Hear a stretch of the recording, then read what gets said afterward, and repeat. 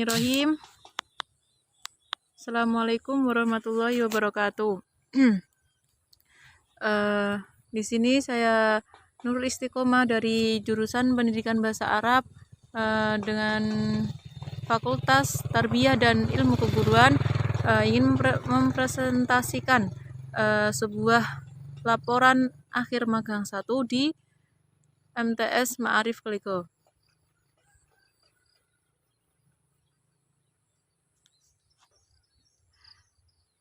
Visi dan misi dari MTS Ma'arif Klego. Yang pertama kita membahas dulu dari visi MTS Ma'arif Klego.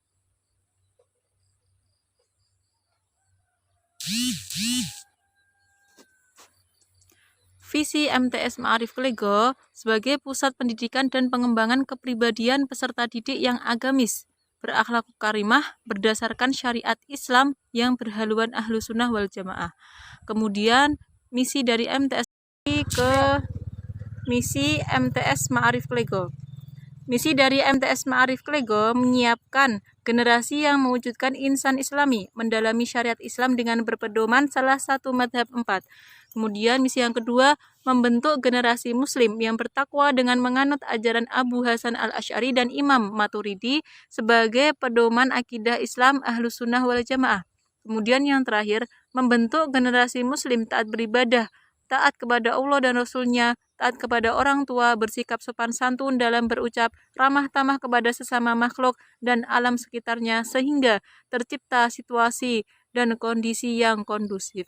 Kemudian gambaran dari lokasi magang di MTS Ma'arif Klego itu di Jalan Halim Perdana Kusuma nomor 38, Merican, Klego, Jenangan, Ponorogo, Jawa Timur.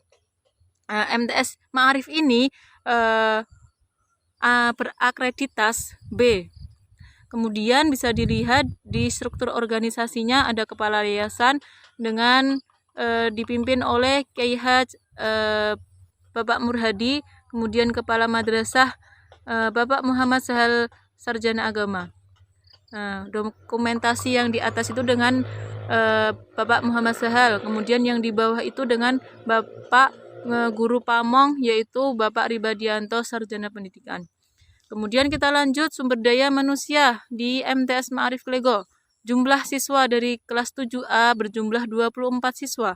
Kemudian jumlah siswa 7B 23 siswa.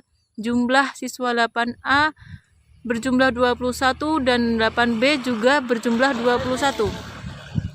Kemudian yang kelas 9A berjumlah juga 20 siswa, 9B juga berjumlah 17 siswa. Berikut suasana dan kondisi di Madrasah MTS Ma'arif Klego. Terdapat juga beberapa ruang dan kondisi bangunan. Ada kelas, ada laboratorium IPA, ada perpustakaan, ada ruang keterampilan, dan lain-lain. Bisa dilihat. Kemudian sarana dan prasarana pendukung, ada kursi siswa, ada meja siswa, ada kursi guru, meja guru, papan tulis, komputer, rak buku, lemari, dan mesin hitung. Di sini madrasah juga mempunyai prestasi, yaitu prestasi madrasah sehat, meraih juara 1 tingkat kabupaten 2020. Ada gerak jalan, ada lari maraton, ada LLMBP, ada beskot, ada simpala juga. MTS juga terdapat ekstra atau kegiatan pendukung seperti banjari, pramuka, bulu tangkis, bola voli, tata boga, tenis meja, dan futsal. Sekarang kita beralih ke observasi kultur dan manajemen sekolah atau madrasah. Kebiasaan yang sedang dibudayakan di MTS adalah budaya tegur sapa antara murid dan guru.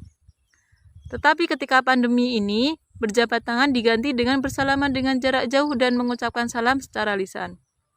Adapun sholat duha dan sholat duhur berjamaah merupakan salah satu rutinitas harian. Kemudian adapun pembiasaan yang dilaksanakan dalam jangka mingguan seperti upacara bendera dan kegiatan ekstrakurikuler. Kemudian pembiasaan yang dibudayakan dalam jangka waktu tahunan seperti memperingati Maulid Nabi Muhammad SAW dan Hari Santri.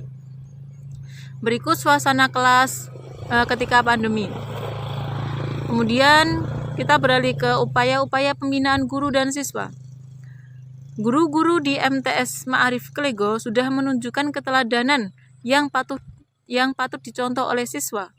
Kemudian di MTS Ma'arif Klego juga terpasang beberapa banner yang berisi tulisan-tulisan yang mencerminkan bahwa sekolah peduli terhadap peningkatan mutu pendidikan.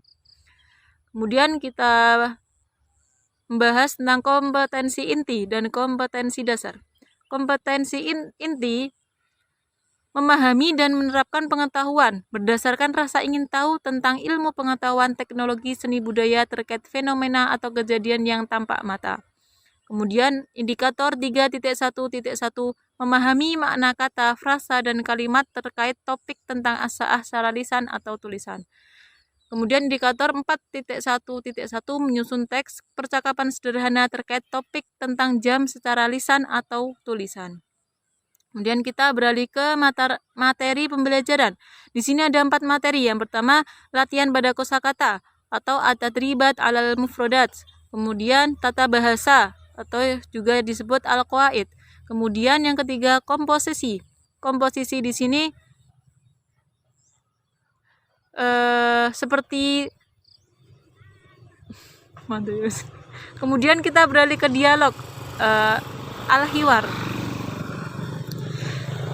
Kemudian kita membahas tentang metode pembelajaran atau strategi pembelajaran. Di sini metodenya, siswa mengamati guru lalu menirukan pelafalan kata, frasa, dan kalimat.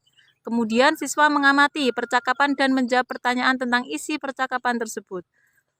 Kemudian guru juga menggunakan metode mengerjakan soal. Ketika guru telah selesai menjelaskan materi, siswa diajak untuk mengerjakan soal yang ada di buku secara lisan, selagi waktu pembelajaran masih ada. Kemudian selama pembelajaran, di sini ada bahan pembelajaran dengan menggunakan buku paket kelas 8 yang sudah sesuai dengan KMA nomor 183 tahun 2019. Di samping itu, guru juga menggunakan buku LKS. Kemudian kita membahas tentang observasi perangkat penilaian peserta didik. Di sini ada penilaian aspek afeksi, aspek kognitif, dan aspek psikomotorik. Aspek afeksi merupakan penilaian dalam aspek sikap atau perilaku siswa di sekolah. Jadi setiap pertemuan itu guru selalu menilai perilaku dari peserta didik, baik dari sholat duha, dari sholat duhurnya, berdoa sebelum dan sudah pembelajaran, dan kebiasaan mengucapkan salam. Kemudian kita beralih ke aspek kognitif. Kognitif di sini berhubungan dengan kemampuan berpikir, yaitu memahami, menghafal, mengaplikasi, menganalisis, dan mengevaluasi. Kemudian kita beralih ke aspek psikomotorik. Psikomotorik merupakan ranah yang berkaitan dengan keterampilan atau skill peserta didik. Di sini maksudnya keterampilan, praktek langsung, penilaian portofolio. Berdasarkan wawancara langsung dengan Bapak Ribadianto selaku guru Pamong, guru pembimbing magang pada tanggal 18 September, penilaian keterampilan dalam mata pelajaran bahasa Arab di MTS Ma'arif Klego meliputi keterampilan berbicara atau qiraah, keterampilan menulis atau al-kitabah, dan keterampilan berdialog atau al-hiwar dalam bahasa Arab. Mungkin cukup sekian presentasi dari saya. Apabila ada salah mohon dimaafkan. Apabila ada kelebihan itu datangnya dari Allah Subhanahu wa taala. Wallahu muwaffiq ila aqwamit thoriq. Assalamualaikum warahmatullahi wabarakatuh.